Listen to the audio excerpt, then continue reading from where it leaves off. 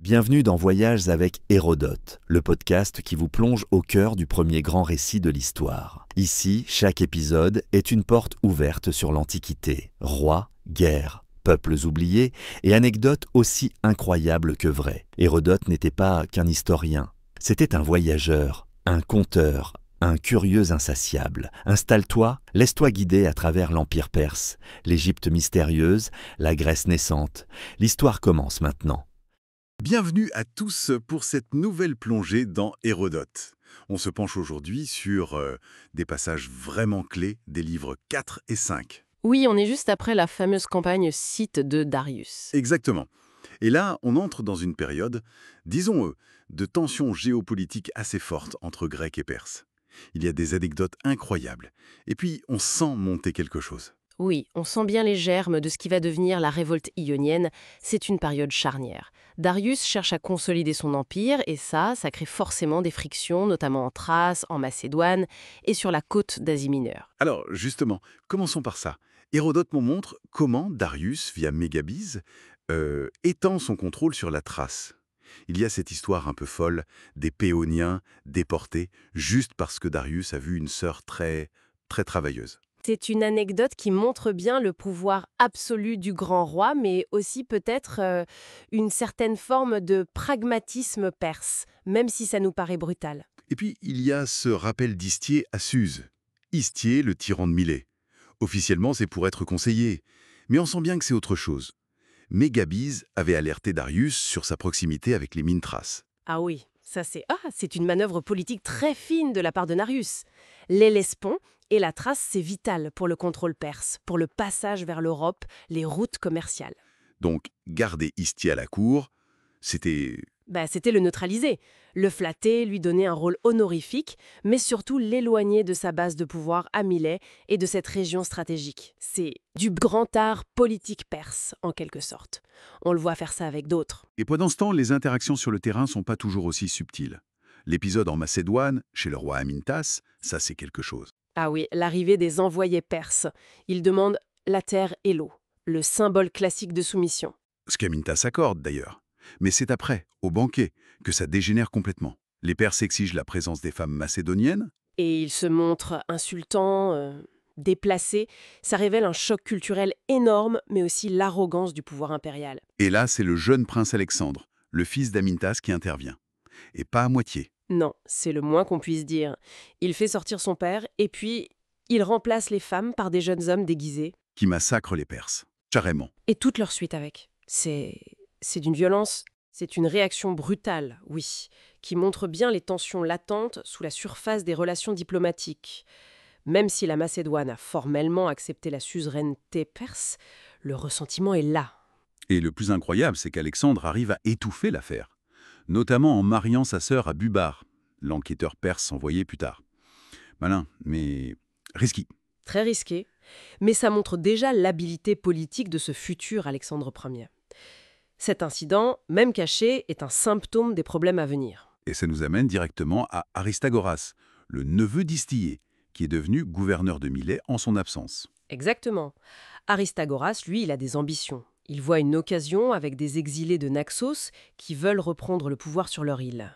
Il se dit, si je les aide, je pourrai contrôler Naxos, et peut-être plus. Voilà. Il vend son projet à Artapherne, qui est le satrape perse de Sardes et le frère de Darius. Il lui fait miroiter la conquête facile des Cyclades. Et Artapherne marche au jeu. Il lui donne une flotte énorme, 200 navires, commandés par Mégabate. Tous semblent partis pour réussir, et pourtant... Et pourtant, ça échoue lamentablement. Pourquoi ? Une querelle d'ego, tout simplement. Aristagoras et Mégabate, le commandant perse, se prennent la tête. Une dispute sur une question de discipline, je crois. Oui, quelque chose comme ça. Et Mégabate, furieux et pour se venger d'Aristagoras, va prévenir en secret les habitants de Naxos. Ah, la trahison. Du coup, les Naxiens sont prêts, le siège s'enlise, ça coûte une fortune. Et c'est un fiasco complet. Aristagoras se retrouve dans une situation impossible. Il a dépensé l'argent perse pour rien, il a perdu la face, il craint la colère d'Artapherne. C'est là qu'il est acculé en fait. Et c'est le moment parfait pour... Pour le fameux message d'Histier. Toujours conseiller à Suse, mais en réalité prisonnier doré, Istier ne rêve que de retourner en Ionie. Et il voit dans une révolte le seul moyen d'y parvenir. Et ce message, c'est quand même une idée incroyable. Tatouer le crâne d'un esclave. Oui, attendre que les cheveux repoussent, c'est digne d'un roman d'espionnage. Le message est simple, soulève-toi.